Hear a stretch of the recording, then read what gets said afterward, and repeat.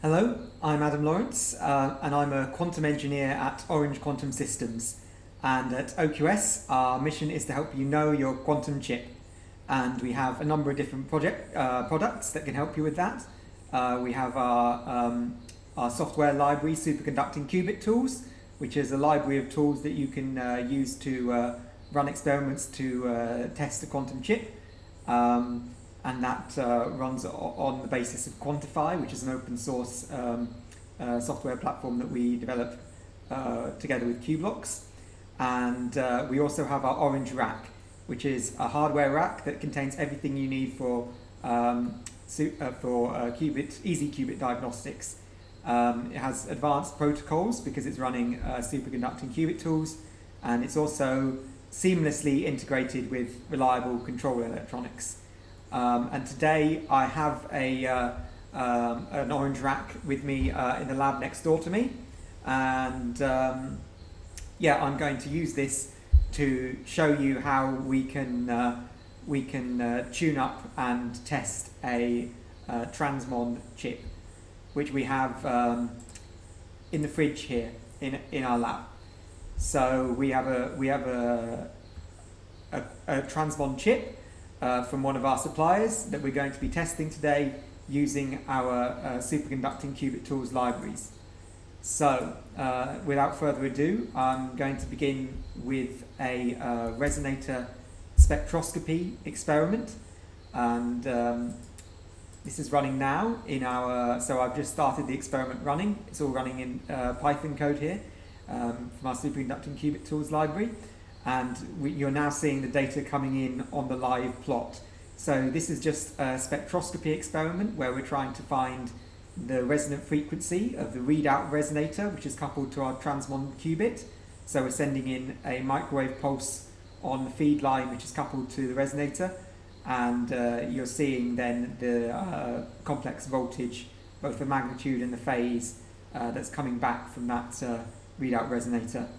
And this resonator is just a resonator that's dispersively coupled to the qubit, and therefore the resonant frequency of this resonator will shift depending on the qubit state, and that's how we read out the qubit state of our qubit.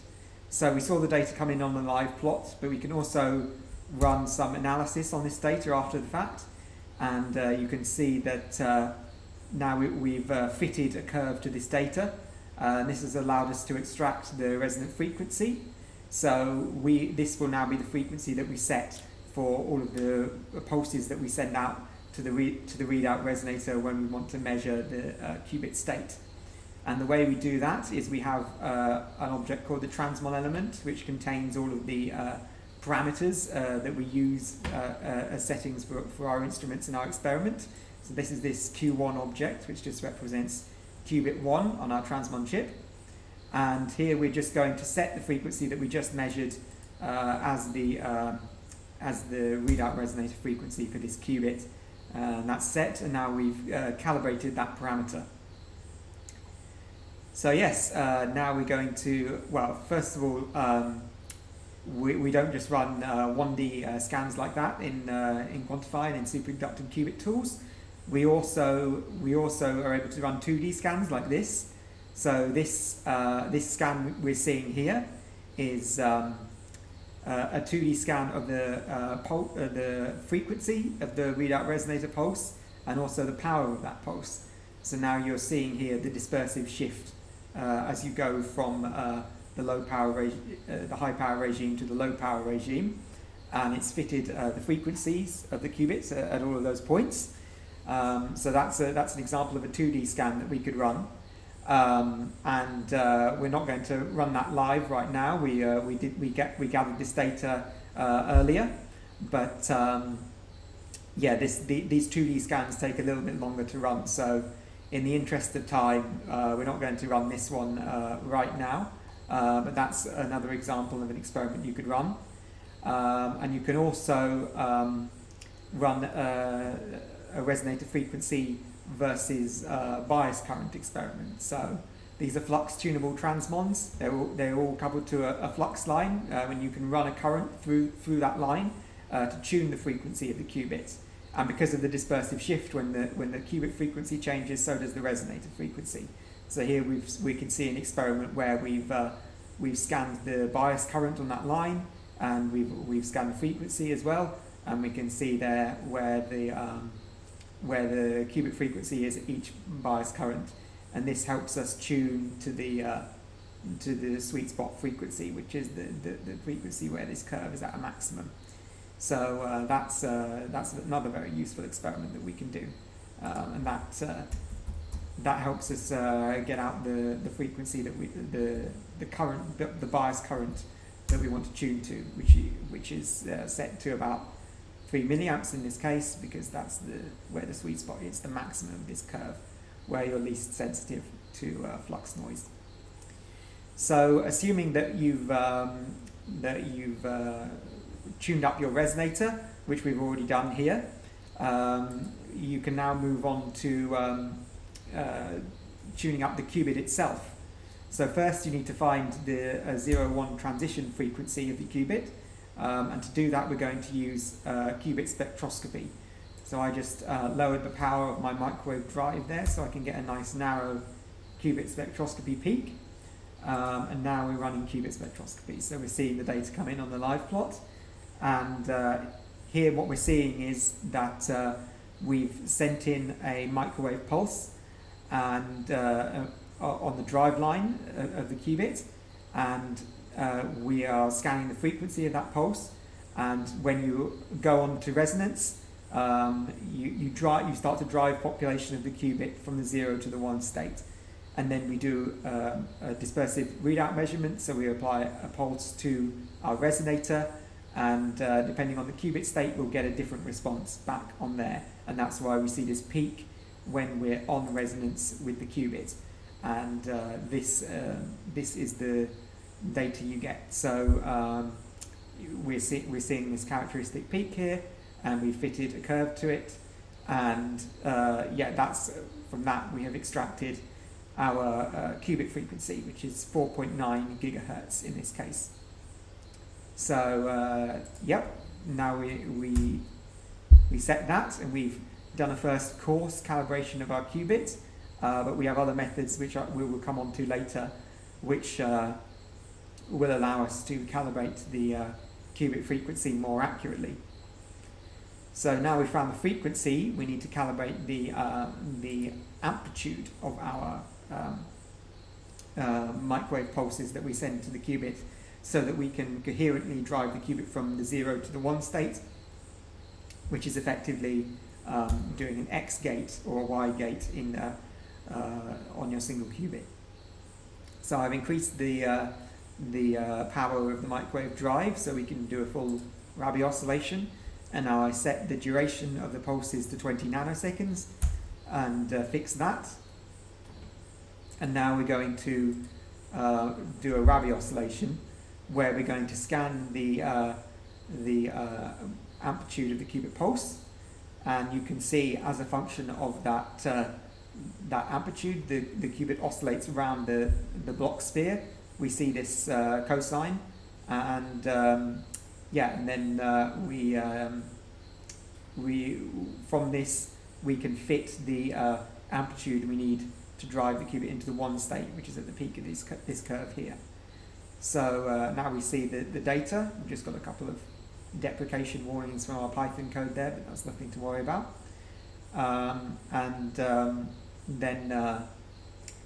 Yes, we can see that the pi pulse amplitude is 173 millivolts, which is this amplitude we need to reach the peak of this curve, and that's just fitted from the frequency of this oscillation. So we can set now. We can set the pi pulse amplitude. So now we've calibrated our single qubit gates, and now we move on to measuring the coherence times of our qubits. So first we will measure T1, which is the decay time of the lifetime of the qubit. So we initialize the qubit in the 1 state, and then we wait for a delay time, and then we see it decay, and T1 is the decay constant of that decay. So we see 16 microseconds. And we can also do T2, so the dephasing time. So the qubit might not stay in a state of well-defined phase. It will lose phase coherence. So we do the Ramsey experiment, which is where we set we do a pi/2 pulse to put it on the equator of the Bloch sphere. We wait, and then we do another pi/2 pulse, and then we get this oscillation due to the detuning of the qubit, and then this also decays as a function of time because the qubit is losing phase coherence, and that the vector on the Bloch sphere is spreading out a little bit and it's becoming a mixed state, so we lose contrast here. So from that decay we fit the T2 star time, and that's 8 microseconds, and we can also fit the detuning from the period of these oscillations. And you can see we've not got the longest coherence time, but again we're working with real chips here, and we really want our software tools to be robust to any kind of real data that we see on chips. Even, for example, I won't go into detail, but this same function can fit even when there's a beating pattern in this Ramsey data, which you can get due to two-level systems on the chip. We're not seeing that here, thankfully, but this is something that can happen, and we're robust to that because we really want our customers to be able to test our chips even when it's not in an ideal, perfect chip. We still want our customers to be able to get back the design parameters and iterate their design process. So we're now going to do a T2 echo, which is the same as the T2 star, which we got from the last experiment, but this time we do a pi pulse halfway through that experiment, which refocuses the dephasing, and we can that way eliminate any dephasing that happens on a time scale that's much longer than the experiment that we're running here. So yes, we get a nice exponential decay from this experiment, and from that we fit the T2 echo time, which in this case is 14 microseconds. So now we're going to do an experiment called an AllXY, which is basically a way of visualizing the kind of errors that you have in your quantum chip. So what we're going to do here is we've just received the data, so I'll show you on this plot.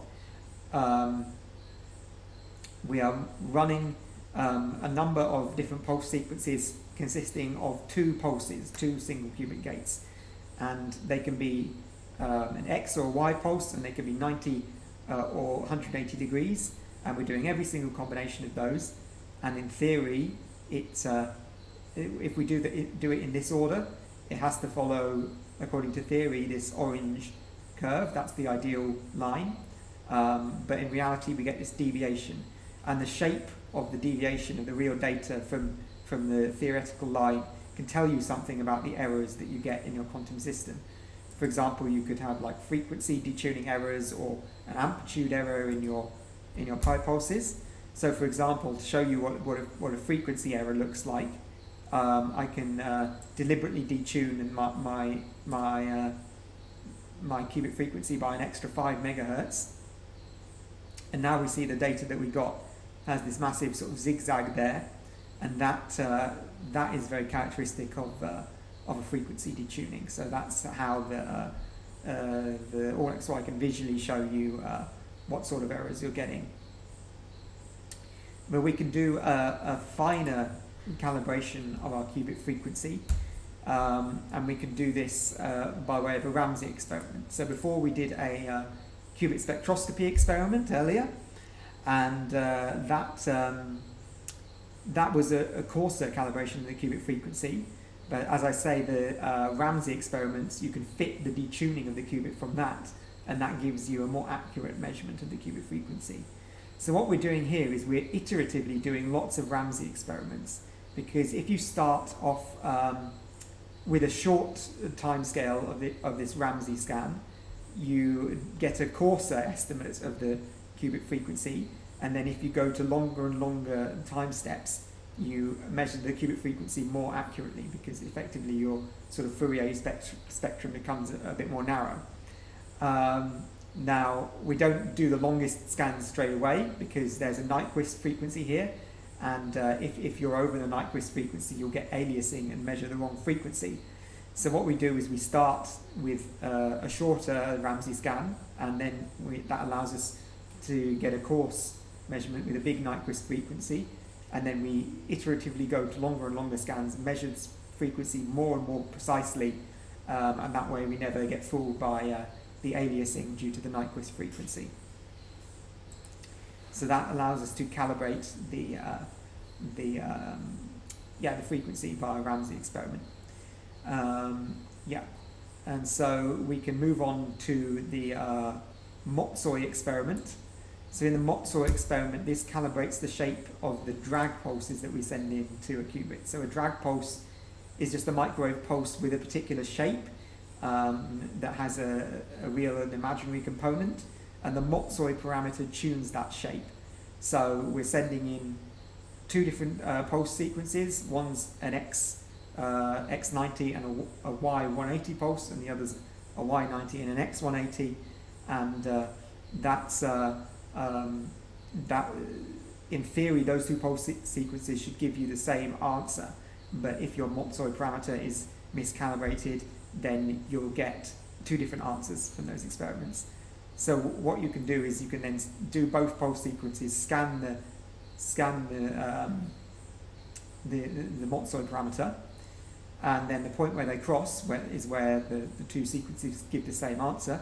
So that's where the Motzoi parameter is tuned up. And what I can show you here is where all our data is saved in our repository, because Quantify very nicely saves all of these data files. It saves them by date and saves each one with a timestamp and a label. And you can go in there, you can see where the data set is, a snapshot of all your experimental parameters, and you see the data saved here, and this is the result of your analysis. So you can see where those lines cross, the Motzoi parameter is tuned up. And you can also see the Motzoi parameter is another one of these effects that you can see in the AllXY. If you look at the XY, X90, Y180, and Y180, X90, those will then deviate from the orange line if your Motzoi parameter is miscalibrated. Earlier, we also tuned up the amplitude of the Rabi pulses, but that was again a coarser estimate. We can do that more accurately using something called the flipping experiment. And in this experiment, we do a pi/2 pulse to put the qubit on the equator of the Bloch sphere, and then we do a large number of pi pulses to constantly flip the qubit by 180 degrees. And every time you do two of these pulses, you should get back to the original state. But if your amplitude of your pulses is miscalibrated, you will rotate by a different angle, and then as the number of flips increases, you will slowly start to drift away from the ideal result. So that's what we're seeing here. We're scanning the number of flips in this experiment, and we're seeing this sinusoidal curve here. And that we can again get a fit from that, and here you can see we have fitted a sinusoidal curve here. This analysis, actually there are two possibilities. You can get this sinusoidal behavior, or in another case you can get this linear behavior. So the analysis actually tries to run both fits, but then just finds which one is the better fit and takes the data from that. And from that we've fitted our pi pulse amplitude, and we've set a new amplitude, so we've recalibrated that parameter. And now if we run the AllXY experiment again, we should see that it's a little bit better than it was when we had detuned the when we detuned the qubit frequency, and you can see indeed it does look a bit better. So yep, that's the AllXY tuned up. We can go into even more detail with other experiments, but for now we're going to move on and do some randomized benchmarking. So randomized benchmarking is a way, basically, is a rigorous way of characterizing the fidelity of your qubit gates. So here we're just doing single qubit gates, so single rotations on a transmon, on the block sphere. So what we're trying to do here is we're trying to sort of take a random sample of all the possible single qubit gates that you could run on this qubit. So we have a subset of gates called Clifford gates, which are just particular rotations on the block sphere, and we generate a random sequence of these Clifford gates. We generate a set number of these Clifford gates, and then we are going to scan the number of Cliffords here, and then we do various measurements. This raw data here that comes out is a bit hard to read. It's not super meaningful when you see it in raw data form in the live plot, but eventually we're going to see that we get a decaying curve like this from this data that we generated a while ago, and that from that exponential decay we can fit the decay constant, and that tells us the gate fidelity, basically. So while we're waiting for that to run, I can also show you the tutorials that we have for superconducting qubit tools. So in superconducting qubit tools, in our documentation, we have all of these tutorials, and these are quite nice. That you can really see how, first of all, going from basic hardware verification, verifying that your hardware is working, to tuning up a transmon qubit, characterizing qubit coherence.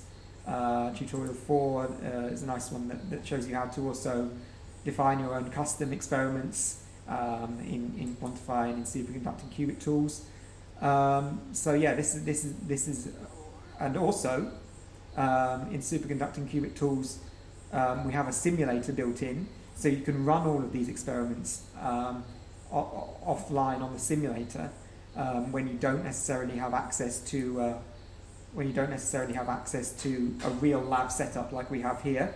You can run it on the simulator instead, and you can that way you can both learn how to use this system via the tutorials. You can test your own new code, and it all works the exact same way on the simulator that it does when you run it on these real experiments. So that's quite a nice thing to have as a tool for simulating when you don't always have access to a fridge and a real quantum computer. But now we've seen how the data has come in. That's finished. So let's display that the results of that analysis, and you can see we've got this nice decaying curve, and we can see how we've fitted the decay of that curve, and from that we've extracted the Clifford fidelity of 99.7%, and the gate fidelity 99.86%. So yeah, that's randomized benchmarking. And we can also do an experiment called a Cryoscope experiment. Now this is something that we do in flux tunable transmons, and what this is for is essentially characterizing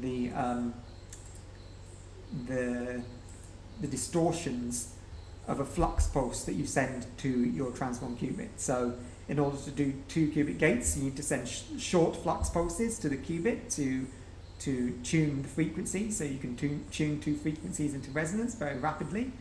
But these pulses will become distorted as they travel down the flux line to the qubit. So in the Cryoscope experiment, it's basically a way of using the qubit itself as a kind of scope. So we do a sort of Ramsey type experiment, but in the middle of that Ramsey we apply a flux pulse, and that will detune the qubit, and then we will see these oscillations. And as a function of the flux pulse duration, the qubit detuning will change, and we can track that as a function of the pulse duration. And because the qubit detuning is proportional to the amplitude of the flux pulse, that gives us a measurement of the shape of the flux pulse. So we can see the data here. This orange line is the ideal case, so that's if you send in an ideal square pulse, you should get just a flat line there, because that's the square pulse that we've tried to send in from our microwave hardware. But the blue line is then the distorted pulse, so it's had some distortions applied to it as it goes down the flux line, and from our cryoscope experiment we have extracted that flux amplitude as a function of time, which comes from the qubit detuning. So we can then do pre-distortions, which is we can apply some distortions in software to our pulse that we send to correct for those distortions on the chip. So that's the green line here. The green line is then the pre-distortions that you have to apply to correct for these distortions that you measure. But in this case, you can see that our distortions are already very low already. They're within the 0.1% level. So with this particular method that we're using in this experiment, because it's so close together already, then we don't need to apply any more distortion corrections. It wouldn't improve it much anyway at this stage. But that's the cryoscope experiment. Yes, and now we're also going to do a cryoscope flux arc experiment. So this we can use to calibrate the amplitude of the pulses that we send in to the qubit.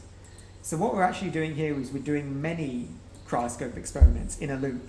So at each value of the flux pulse amplitude here in this outer loop, we do one cryoscope experiment, and that's the inner loop of the experiment. So we do a cryoscope experiment, we find the frequency of this sinusoidal oscillation, and from that we can extract the qubit detuning. And so we're going to see here now that as a function of the flux pulse amplitude, the qubit detuning should change, and that allows us to calibrate the detuning allows us to calibrate the amplitude of the flux pulses we need to send to detune the qubit. And the reason we would want to do this is because if we're trying to do a 2-qubit gate in flux tunable transmons, you need to send a short flux pulse that's going to detune the frequency of one transmon and tune it into resonance with another transmon. So in order to find the crossing of those two qubit frequencies, you need to tune the amplitude of these pulses. And that's what we're doing here by way of these repeated cryoscope experiments where the frequency of this oscillation is related to the detuning of the qubit. And we're going to see now that as we go down towards 0 millivolts on the flux pulse amplitude, we're going to reach the maximum of this curve, and then as the amplitude of those pulses increases, that's going to take you away from resonance, and it's going to detune the qubit more and more. So yeah, and this is quite similar to the data I showed you earlier for the resonator frequency versus flux experiment. I didn't actually run that experiment, but we saw the data.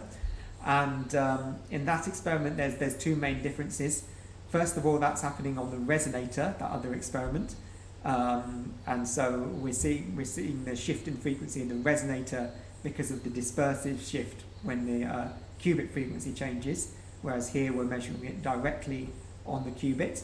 And the other main difference is that previous experiment was a DC experiment, so we were really changing the DC bias current that we send on the flux line, whereas here we are pulsing the flux very rapidly. That's going to take us away from the sweet spot.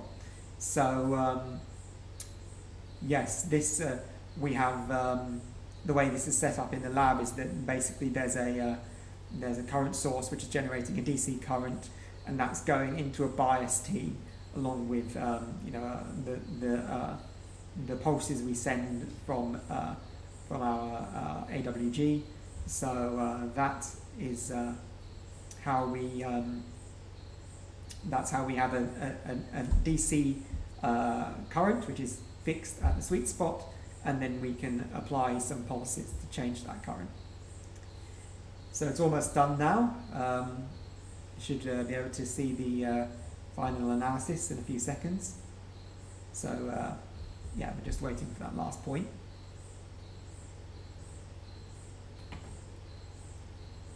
So yeah, almost there.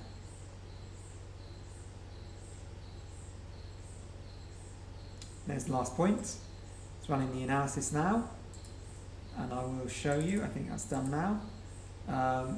So as I was saying, we ran many cryoscope experiments in one there, so that we're seeing all of these data files here, saved here. And then the main overall experiment, the outer loop, is saved in this file, and you can see we've got a fit of the qubit frequency versus the flux pulse amplitude. The LMFit fitting package we used doesn't seem to think that they've got a good fit, but you can see from this data this fit is perfectly good enough. And you can also see a heat map here. So what this is showing you, that there we go. This what we're seeing here is versus the flux pulse amplitude. At each value of the amplitude, we've done essentially a Fourier transform of the cryoscope data. So then you get a peak there at the qubit frequency. So you can see the detuning, and we're fitting the detuning at each value of the flux pulse amplitude, and from that on top of that we fit a curve. So yes, thank you for watching this demonstration. That's all of the experiments I want to show you today. Obviously there's many more things in the superconducting qubit tools package that you can run. There's the tuning up 2 qubit gates and all kinds of things. But that's all that we have time for today. So yes, thank you for watching, and if you have any questions, feel free to get in touch with one of our team members, or you can send an email to info@orangeqs.com, and we can answer any questions that you may have. So yes, thank you for watching.